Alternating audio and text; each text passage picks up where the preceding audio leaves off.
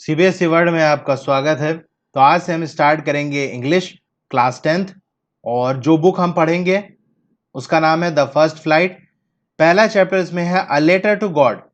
तो story start होती है यहाँ से। The house the only one in the entire valley sat on the crest of a low hill. एक घर की बात हो रही है, जैसे आप यहाँ देख सकते हैं कि एक घर की बात हो रही है जो कहाँ पर है, उस घाटी के अंदर, उस वैली के अंदर अकेला घर है, यानी और कोई नहीं रहता, यही एक घर है। वो घर कहां पर है? एक लो हिल पर, एक छोटी हाइट की हिल। जैसे आप देख सकते हैं ये हिल है और इसकी हाइट ज्यादा नहीं है, थोड़ी सी ही हाइट है। उसी के टॉप पर, क्रेस्ट पर यानी टॉप ऑफ द हिल पर एक घर है। From this height one could see the river and the field of ripe corn. यहां से आप रिवर को बहते हुए देख सकते हैं और पके हुए कॉर्न की फील्ड को भी आप देख सकते हैं। यहां से आप घर के पास हो तो यहां से रिवर को भी और कॉर्न फील्ड को देख सकते हैं। कॉर्न मतलब मकई होता है, जिसे हम भुट्टा कहते हैं। इसकी इमेज आप देख सकते हैं, राइट साइड में ये बना हुआ है, इसी की बात हो रही है। Dotted with the flower that always promised a good harvest. Dotted मतलब स्कैटर्ड यानी फैला हुआ है, यानी वो फील्ड फूलों से भरी हुई है। अब ये फूल, यहां पर जो फ्लावर्स की बात हो रही है, ये कोई अलग से फूल की बात नहीं हो रही है, बल्कि यहां पर इस कॉर्न को ही, इस मकई को ही फ्लावर कहा है। अब इसके बारे में आगे डिस्कशन आएगा कि इसको फ्लावर क्यों कहा गया है। अभी के लिए बस आप ये समझ लीजिए कि जिन बिखरे हुए फूलों की बात हो रही है वो और कुछ नहीं, ये मकई ही है, यानी ये भुट्टे ही हैं। That always promise a good harvest. और ये फूल और ये जो फसल पकी हुई है, मानो ये वादा कर रही है कि फसल अच्छी होने वाली है। The only thing the earth needed was a downpour और एटलीस्ट अ शार। डाउनपोर मतलब हैवी रेनफॉल, यानी धरती को और कुछ नहीं चाहिए, बस एक ही चीज की जरूरत है कि एक तेज बारिश हो जाए, हैवी रेनफॉल हो जाए, या एटलीस्ट अ शार, यानी शार मतलब लाइट रेन, या हल्की सी बारिश हो जाए, बहुत ज्यादा तेज हो जाए या कम से कम हल्की बारिश तो हो ही जाए। Through out the morning लिंचो who knew his field intimately, intimately मतलब क्लोजली, तो सुबह से ही लिंचो, जो कि अपनी फील्ड को बहुत ही करीब से जानता था, had done nothing else but see the sky towards the north east. उसने सुबह से ही कुछ नहीं किया, सिर्फ एक काम उसने किया। वो क्या? कि नॉर्थ ईस्ट की तरफ वो आसमान में देख रहा था। Now we are really going to get some water women. तो किसी महिला से कहता है, शायद वो उसकी वाइफ है, जिससे वो कह रहा है कि अब हमें कुछ पानी मिलने वाला है, यानी अब बारिश होने वाली है। The women who was preparing supper evening meal replied yes god willing. तो वो महिला जो कि सपर बना रही थी, जिसे सपर का क्या होता है? इवनिंग मील होती है, यानी रात के खाने को हम सपर कहते हैं। तो वो बना रही थी, उसने जवाब दिया कि हाँ, ऊपर वाले ने चाहा तो। The older boy were working in the field while the smaller ones were playing near the house. तो जो बड़े बच्चे थे वो फील्ड में काम कर रहे थे और जो छोटे बच्चे थे वो घर के पास खेल रहे थे। Until the women called them all come for dinner. तो ये लोग अपना काम कर रहे थे या खेल रहे थे, जब तक महिला ने आवाज देकर उनको बुला नहीं लिया कि कम फॉर डिनर, आ जाओ, डिनर तैयार है, डिनर के लिए आ जाओ। अब एक कंफ्यूजन आपको होगा कि यहाँ डिनर कहा और ऊपर सपर कहा। हम क्या जानते हैं? रात के खाने को हम क्या कहते हैं? डिनर। लेकिन डिनर रात के खाने को नहीं कहते। रात के खाने को, जिसे हम इवनिंग मील कहते हैं, उसे सपर कहा जाता है। सपर रात के खाने को कहा जाता है। तो सवाल ये उठता है, हम डिनर क्यों कहते हैं? डिनर क्या होता है? Main meal of the day होता है, यानी जो मेन खाना होता है दिन में, जो मेन एक खाना होता है, उसको हम डिनर कहते हैं। अब होता यह है कि दिन में जो खाना खाया जाता है, तो अक्सर या स्कूल में हम होते हैं या कोई ऑफिस में है, तो उस तरीके से ना खाना बनता है और ना जनरली खाया जाता है। लेकिन रात में सब लोग बैठते हैं, चूंकि सभी लोग घर में होते हैं, फ्री होते हैं, तो इसीलिए जो मेन खाना हमारा होता है, दुनिया भर में ही ऐसा है, वो रात में ही होता है। इसीलिए यहां आकर डिनर और सपर एक ही चीज मान ली जाती है कि हमारा जो सपर है, यानी जो रात का खाना है, वही डिनर है, वही मेन मील है। ओके, तो आप डिफरेंस समझ गए होंगे कि क्या है। सपर मतलब रात का खाना और डिनर मतलब जो मेन खाना हम खाते हैं पूरे दिन में, उसको डिनर कहा जाता है। तो डिनर के लिए उस महिला ने सबको बुला लिया। It was during the meal that just as Lencho predicted big drops of the rain began to fall. तो ये खाने का ही समय था, जैसा कि लिंचो ने अंदाजा लगाया था कि हाँ, बारिश होने वाली है। तो उसके अंदाजे के हिसाब से ही बड़ी बड़ी बारिश की बूंदें गिरने लगी। In the north east huge mountains of the cloud could be seen approaching. Approaching मतलब कमिंग नियर, करीब आना। तो नॉर्थ ईस्ट के अंदर बड़े बड़े पहाड़ों जैसे बादल आते हुए देखे जा सकते थे। The air was fresh and sweet, जो हवा थी वो शुद्ध थी और ताजा थी। The man went out for no other reason than to have the pleasure of the feeling the rain on his body. When he return he exclaimed. तो जो आदमी था, यानी लिंचो की बात हो रही है, वो बाहर निकला और उसके बाहर निकलने की और कोई वजह नहीं थी। सिर्फ एक वजह थी कि जब बारिश होगी और बारिश की बूंदें जब उसके बदन में पड़ेगी तो जो मजा आएगा, उस मजे को लेने के लिए वो सिर्फ बाहर निकला था। लेकिन जब वो वापस आया तो ही एक्सक्लेम्ड, यानी क्राई आउट सडनली, अचानक से वो चिल्लाया, these aren't rain drops falling from the sky. यह बारिश की बूंदें नहीं है जो आसमान से गिर रही हैं, दे आर न्यू कॉइन, यानी ये बारिश की बूंदें नहीं है बल्कि नए सिक्के हैं। The big drops are 10 cent pieces and the little ones are 5। तो जो बड़ी बूंदें, यानी बारिश की बूंदें इतनी बड़ी थी कि उसने कहा कि ये तो सिक्कों जैसी बारिश हो रही है, यानी सिक्के जैसे आसमान से गिर रहे हो। तो जो बड़ी वाली बूंदें थी उसको इसने कहा कि ये 10 सेंट के बराबर है, और जो छोटी वाली बूंदें हैं वो 5 सेंट्स के बराबर है। अब ये सेंट क्या है? जैसे अपने यहाँ रुपया चलता है, करेंसी, और पैसा उसका पार्ट है, यानी एक रुपए के अंदर 100 पैसे होते हैं। उसी तरह जो अमेरिकन करेंसी होती है, जैसे डॉलर हो गया, तो उसका जो 100 हिस्सा होता है उसे सेंट कहते हैं, यानी एक डॉलर के अंदर 100 सेंट होते हैं। तो वही कह रहा है कि बड़ी वाली बूंदें 10 सेंट और छोटी वाली 5 सेंट्स के बराबर है। With a satisfied expression he regarded the field of the ripe corn with its flower. यानी वो इतना सेटिस्फाइड था, उसका हाव भाव इतना इत्मीनान वाला था कि चलो बारिश हो रही है, इसी की जरूरत थी, कि उसने अपनी फसल को, जो कॉर्न की फसल थी, उसको किससे रिगार्ड किया, किससे दर्शाया? फ्लावर से।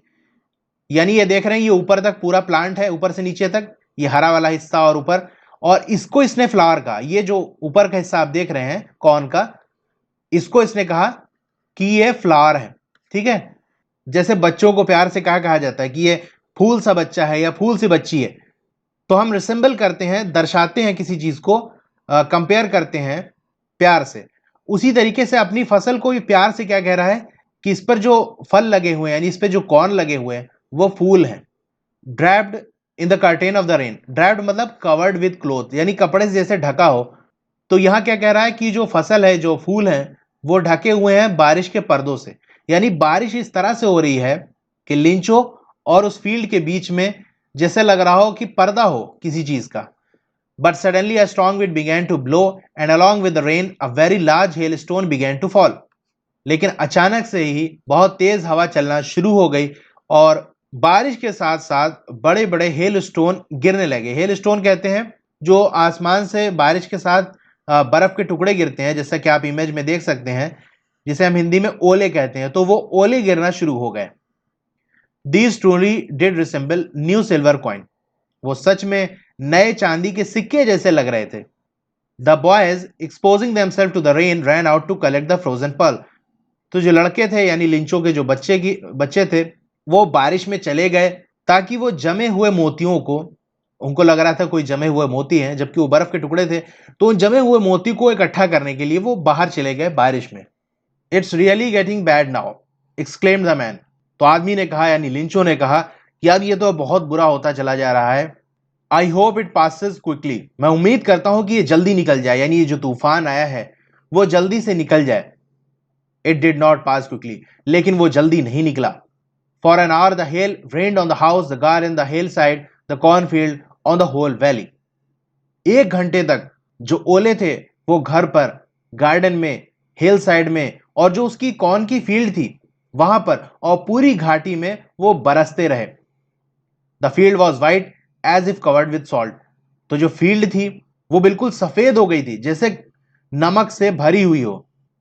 Not a leaf remained on the tree. एक भी पत्ता पेड़ पे बाकी नहीं रहा। The corn was totally destroyed. जो फसल थी, जो कॉर्न था, वो पूरी तरह से बर्बाद हो चुका था। The flowers were gone from the plant. और जो उसके फल थे, जिसको इसने फ्लावर कहा, प्यार से फ्लावर कह रहा था, वो भी पौधे से जा चुके थे। Lencho soul was filled with sadness. तो उसकी आत्मा दुखों से भर गई, यानी वो बहुत ज्यादा दुखी हो गया। When the storm had passed, he stood in the middle of the field and said to his son. जब तूफान हटा, तूफान जब बीत गया, तो उस फसल के मैदान के अंदर, उस फील्ड के अंदर बीच में खड़े होकर अपने बच्चों से कहा, अ plague of locust would have left more than this. अगर लोकस्ट ने हमला किया होता तो भी वो इससे ज्यादा छोड़ते। लोकस्ट क्या होता है? एक तरीके से एक इंसेक्ट होता है which flies in a big swarm group and destroy the crops, जिसको हम टिड्डी कहते हैं। तो ये बड़े बड़े झुंड के अंदर जाते हैं और ये फसलों को नुकसान पहुंचाते हैं और ये फसलों को खा जाते हैं। तो लिंचो कह रहा है कि अगर टिड्डियों ने भी हमला किया होता तो इससे ज्यादा छोड़ते, यानी कुछ तो हमारी फसल बच जाती, लेकिन इस तूफान ने तो सब कुछ खत्म कर दिया। The hell has left nothing, तो इस हेल ने, इस ओले ने कुछ नहीं छोड़ा। This year we will have no corn, इस साल हमें कोई भी मकई नहीं मिलेगी, कोई भी कॉर्न नहीं मिलेगा। दैट नाइट वॉज सोरफुल, वो रात शोक में गुजरी, दुखों में गुजरी। All our work for nothing, जो भी हमने काम किया था वो तो बेकार चला गया, अब किसी काम का नहीं रहा। There is no one who can help us, कोई नहीं जो हमारी मदद करे। We will all go hungry this year, हम सभी इस साल भूखे रह जाएंगे। But in the hearts of all who lived in that solitary house in the middle of the valley there was a single hope, help from God. लेकिन उस घाटी में जो अकेला उसका घर था, उसके अंदर रहने वाले जो लोग थे, उनके दिलों के अंदर एक उम्मीद थी। वो क्या? हेल्प फ्रॉम गॉड, यानी गॉड हमारी मदद करेगा। डोंट बी सो अपसेट, उदास मत हो। Even though this seems like a total loss, remember no one dies of hunger.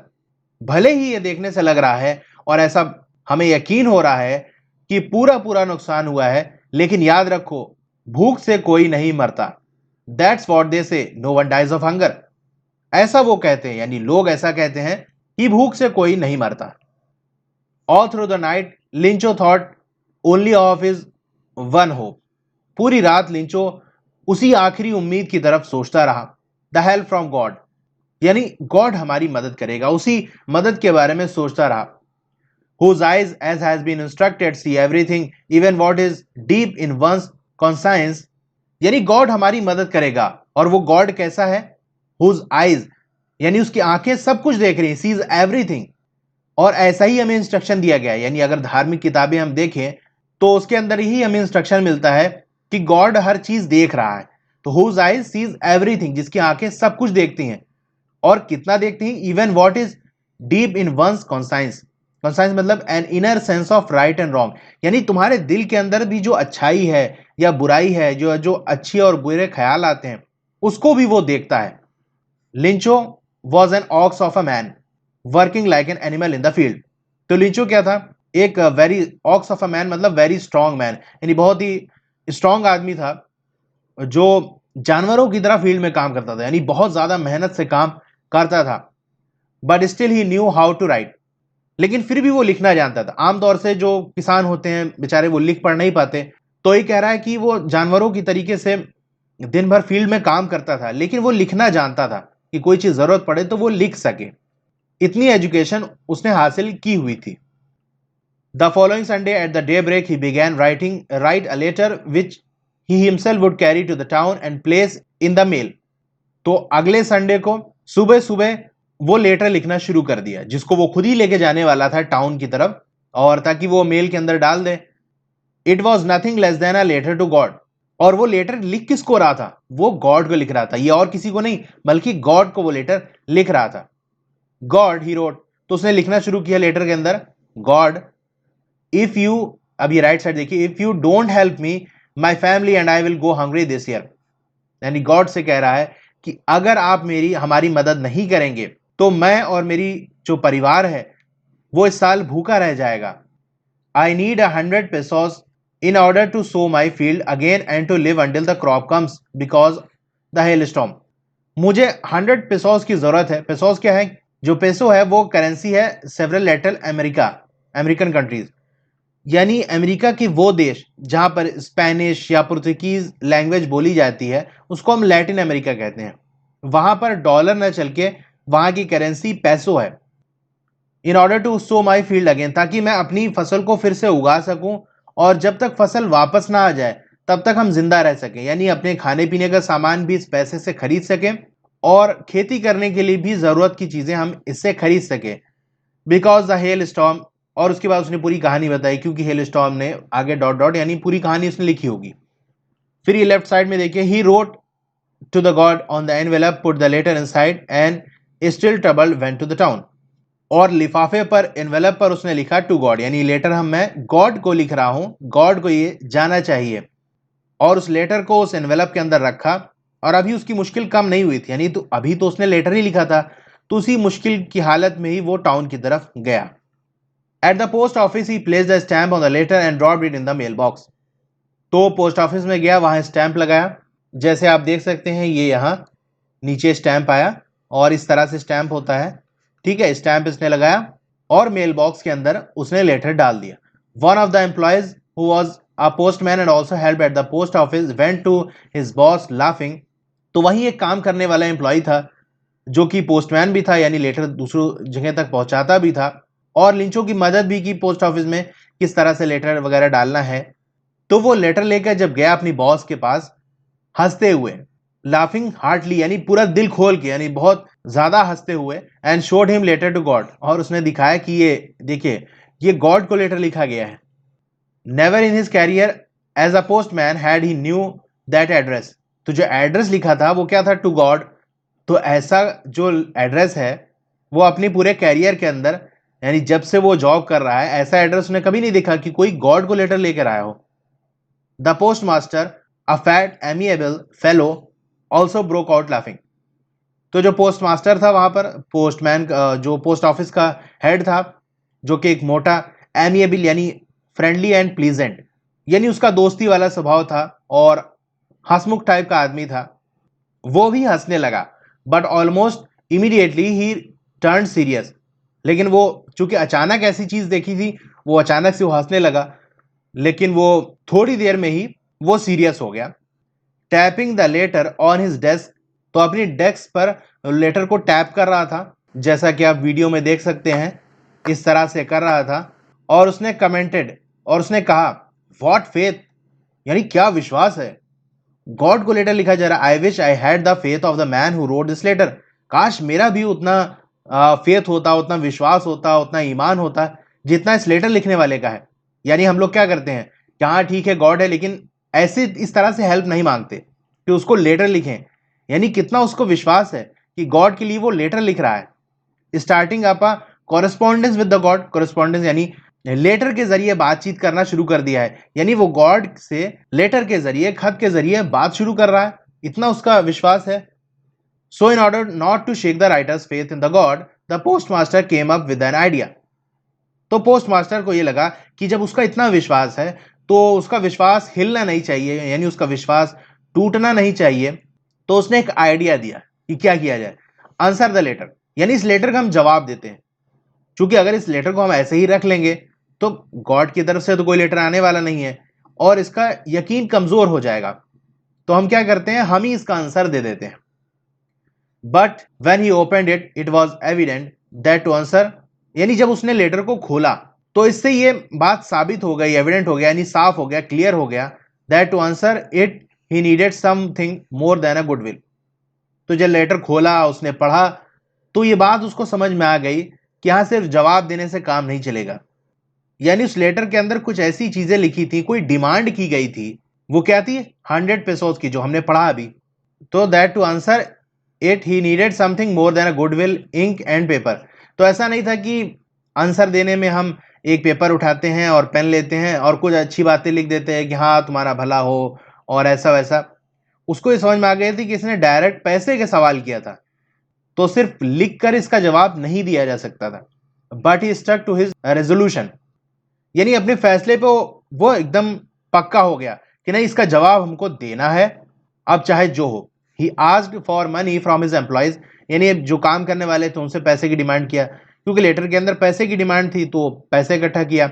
He himself give a part of his salary, तो अपनी सैलरी से कुछ पैसा इसने खुद दिया। And several friends of his were oblige to give something for an act of charity, और उसके कुछ दोस्त जो थे वो भी इस बात पे मजबूर हो गए कि चलो कुछ देना चाहिए, सब लोग दे रहे हैं तो हम भी दे देते हैं। For an act of charity, यानी दान समझ के और नेकी समझ के दे देते हैं, मदद ही हो जाएगी इसकी। It was impossible for him to gather 100 pesos, तो अकेले तो नामुमकिन था कि पोस्ट मास्टर अकेले 100 पेसोस का इंतजाम करता, तो उसके लिए तो मुश्किल था। So he was able to send the farmer only a little more than half. तो इतना सब इकट्ठा करने के बाद खुद से देने के बाद, एम्प्लॉय से, अपने फ्रेंड से लेने के बाद भी वो 100 पेसोस कलेक्ट नहीं कर पाया। तो आधे से कुछ ज्यादा कलेक्ट हुआ, यानी 50 पेसोस से ज्यादा कुछ कलेक्ट हुआ, और सोचा कि चलो यही भेज देते हैं, पूरा 100 नहीं तो कुछ तो मिलेगा ना। He put the money in the envelope addressed to लिंचो। तो उसने पैसा उस एनवेलप के अंदर लिफाफे में रखा और लिंचो का एड्रेस में डाला। And with it a letter containing only a single word as signature God. तो पैसा उस एनवेलप के अंदर डाला और एड्रेस डाला कि भैया लिंचो को जाना है, और कुछ अंदर नहीं लिखा, बस लिखा कि गॉड का साइन की तरह से गॉड लिख दिया कि हाँ गॉड की तरफ से ये है। The following Sunday Lencho came a bit earlier than usual to ask if there was a letter for him. तो अगले संडे को लिंचो थोड़ा और जल्दी आ गया, जितने टाइम पे वो आया करता था उससे और पहले आ गया, और पूछा कि क्या कोई लेटर वगैरह आया है मेरे लिए। It was the postman himself who handed the letter to him while the postmaster experiencing the contentment. तो जो पोस्टमैन था वो खुद ही उसने लेटर दिया कि हाँ भैया लो तुम्हारे लिए आ गया है। और जो पोस्ट मास्टर था जिसका ये पूरा आइडिया था, experiencing the contentment of a man who has performed a good deed looked on from his office।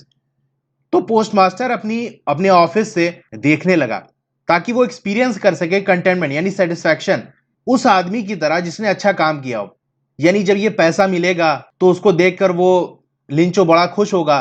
तो वो ऑफिस से अपना देख रहा था कि हाँ मैंने एक अच्छा काम किया है, और अब मैं इसको देखूंगा तो मुझे एक इत्मीनान हो जाएगा कि एक आदमी की मैंने मदद की। तो ऑफिस से इसीलिए वो देख रहा था। लिंचो showed not a single slightest surprise on seeing the money. तो लिंचो ने थोड़ा सा भी यानी लिटिल भी सरप्राइज नहीं हुआ, थोड़ा सा भी वो पैसा देखकर। यानी फॉर एग्जाम्पल अगर हम कोई चीज पैसा मांगे और अचानक से पैसा आसमान से गिर जाए तो हम सरप्राइज हो जाएंगे ना कि हमने गॉड से पैसा मांगा और पैसा आसमान से आ गया। लेकिन लिंचो को बिल्कुल भी सरप्राइज नहीं हुआ पैसा देखने के बाद कि अरे पैसा आ गया। सच वॉज हिज कॉन्फिडेंस, यानी इतना उसका कॉन्फिडेंस था, इतना उसको विश्वास था कि हाँ मैंने मांगा है और गॉड मुझे पैसा देगा, इतना विश्वास था, इसीलिए पैसा देखने के बाद भी वो सरप्राइज नहीं हुआ। But he became angry when he counted the money. लेकिन जब उसने पैसे को गिना तो वो गुस्सा गया। God could not have made a mistake, यानी गॉड गलती नहीं कर सकता। उसने कहा जब पैसे को गिना तो कहा कि गॉड गलती नहीं कर सकता। Nor could he have denied लिंचो what he has requested, और ना ही वो इनकार कर सकता है जो कि उससे हमने मांग की थी। लिंचो ने जो डिमांड की थी 100 पेसोस की, वो उसका इनकार भी नहीं कर सकता वो, और गलती भी नहीं कर सकता। Immediately Lencho went up to the window to ask for paper and ink. तो तुरंत ही वो काउंटर पे गया, ये आप देख सकते हैं, ये इसको विंडो कहते हैं, ठीक है, जहां से लेटर दे रहा है, और उसने पेपर और पेन मांगा। On the public writing table, और जहां पर पब्लिक लेटर वगैरह लिखती है, ही स्टार्टेड टू राइट, उसने लिखना शुरू कर दिया। With much wrinkle on his bro, यानी अपने भवें सकोड़ के, जैसे आदमी गुस्से में होता है ना उसकी भवें सिकुड़ जाती हैं, व्रिंकलिंग आ जाती है, तो उसी तरीके से caused by effort he has to make to express his ideas. यानी वो कैसे लिखे और कैसे अपनी बात को एक्सप्रेस करे, इसी को सोचने में उसकी वजह से उसकी भवें सिकुड़ गई थी। When he finished, he went to the window to buy a stamp, which he licked and affixed to the envelope with a blow of his fist। और जब उसने लिखना पूरा कर लिया, यानी लेटर पूरा लिख लिया, तो विंडो पर गया और ताकि वो एक स्टैम्प खरीद सके जिसको वो लेटर पे लगाए। और उसने कैसे लगाया? ही लिक्ड एंड एफिक्स, कोई चिपकाने वाली चीज ना होगी तो उसने उसको चाट कर ही अपना सलाइवा लगाकर उसको स्टिक कर दिया। With a blow of his fist, तो मुट्ठी बंद करके जैसे हम किसी चीज को चिपकाते हैं ना, जैसा कि आप वीडियो में देख सकते हो, तो इस तरीके से करके उस स्टैम्प को उसने चिपका दिया। The moment the letter fell into the mail box the post master went to open it. तो जैसे ही उस लेटर को मेल बॉक्स के अंदर डाला गया, पोस्ट मास्टर गया ताकि उसको खोलकर देख सके। इट सेड, तो उसके अंदर लिखा गया था, God of the money that I asked for, God मैंने जो पैसा आपसे मांगा था, ओनली 70 पेसोस रीच्ड मी, उनमें से सिर्फ 70 पेसोस ही मुझे मिले।